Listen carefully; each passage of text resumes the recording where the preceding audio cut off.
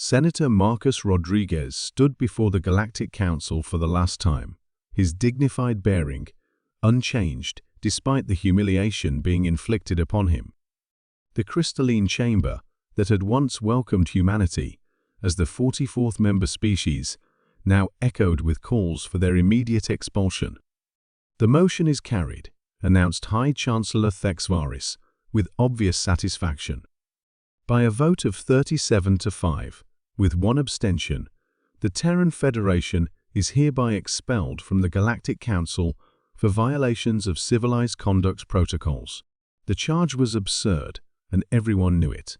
Humanity's crime had been responding with excessive force when the Kalari hegemony attacked a human agricultural colony. While the Council debated proper diplomatic responses to the massacre of 3,000 civilians, humans had systematically eliminated the Kalari war fleet and occupied their home system. Senator Rodriguez, Thexvaris, continued with mock formality. "You and your delegation have 72 standard hours to vacate Council space. Any human military vessels found within Confederation boundaries after that time will be considered hostile." Rodriguez nodded calmly, gathering his materials. "We understand the Council's position, Chancellor. Rest assured, humanity will comply with your directive." As the human delegation filed out of the chamber for the final time, Ambassador Veltara of the Lyrian Collective whispered to her aide, "They're taking this rather well, aren't they?" "Perhaps they finally understand their place," the aide replied with satisfaction. They couldn't have been more wrong. 6 months later, Chancellor Thexvaris stood in his private office, reviewing reports that made less sense each day. The galaxy was changing in ways that defied understanding, and somehow, it all seemed to trace back to human activity outside Council space. Chancellor, his chief analyst, Dr. Cortland, entered with another stack of intelligence reports. "The pattern is becoming clearer, and I'm afraid the implications are disturbing."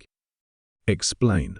Since their expulsion, humans have been establishing what they call free trade zones throughout the Outer Rim territories. Independent systems that were never part of the Confederation are joining these zones at an unprecedented rate. Thexvaris frowned. The Outer Rim worlds are barely civilized. What could they offer each other? "That's just it, sir. They're not offering each other anything. They're all offering something to humanity. Raw materials, strategic locations, research data, in exchange for human protection, technology, and infrastructure development." The holographic display in Thexvaris's office activated, showing a map of known space. The traditional blue zones representing Council territory were increasingly surrounded by expanding green areas marked as Terran free trade zones. "How many systems?" Thexvaris asked, with growing unease. "Over 2,000 and growing daily." "But sir, that's not the concerning part. They're not just building an alternative to the Council, they're building a better alternative." Dr. Cortland activated a detailed economic analysis. Human free trade zones operate on principles completely contrary to Council doctrine. No species hierarchy, no voting restrictions based on civilization level, no mandatory technology sharing with advanced members. It's pure economic meritocracy.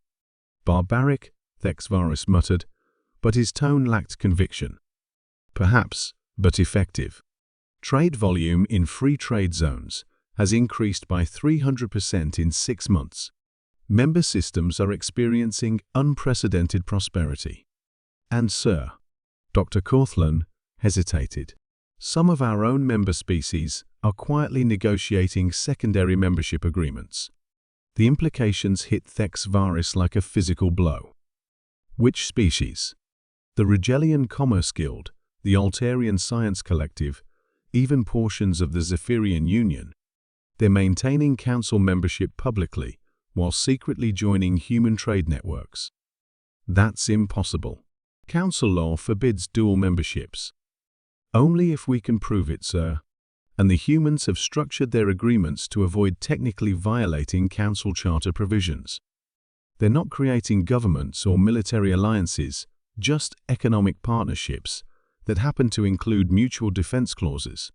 A priority communication interrupted their discussion.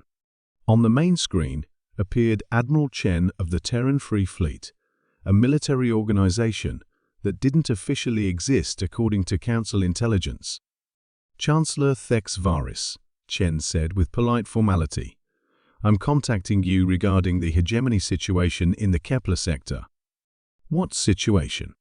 Thex Varys demanded, though he suspected he didn't want to know.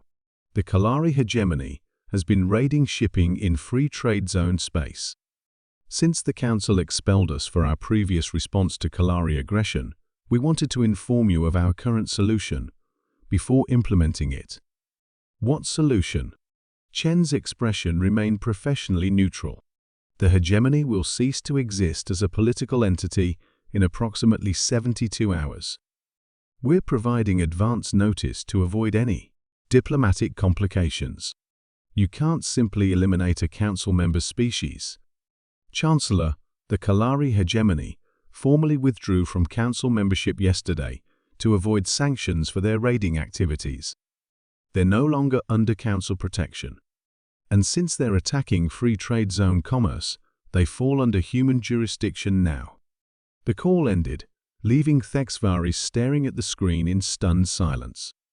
Within days, reports confirmed that the Kalari hegemony had indeed been systematically dismantled, their worlds occupied by free trade zone security forces, their government replaced by a human-sponsored civilian administration. "Sir," Dr. Cortland reported quietly, "we're receiving formal requests from 17 Council member species. They want to discuss enhanced cooperation agreements with free trade zone systems." "Enhanced cooperation?" "Economic integration, sir. They want to join the human trade network without officially leaving the Council." Thex Varys realized, with growing horror, that humanity had done something unprecedented in galactic history. They hadn't tried to reform or replace the Council, they had simply made it irrelevant. How long before the Council becomes? He couldn't finish the question. At current rates? Perhaps 2 years before the Council represents less than 30% of galactic economic activity. Maybe less, if the humans continue expanding their protection services. A final transmission arrived that day, addressed personally to Chancellor Thex Varys. Senator Rodriguez appeared on screen, standing in what was clearly a thriving space station. "Chancellor," Rodriguez said, with the same dignity he'd shown during his expulsion, "humanity wanted to thank you for teaching us an important lesson about galactic politics." "What lesson?" "That the rules only matter if people choose to follow them. You kicked us out for not playing by Council rules, so we created better rules. Now half the galaxy is choosing to play by ours instead of yours." As the transmission ended, Thex Varys understood that the Council had made a fundamental miscalculation. They had assumed that expelling humanity would teach them humility. Instead, they had taught them to build a better galaxy.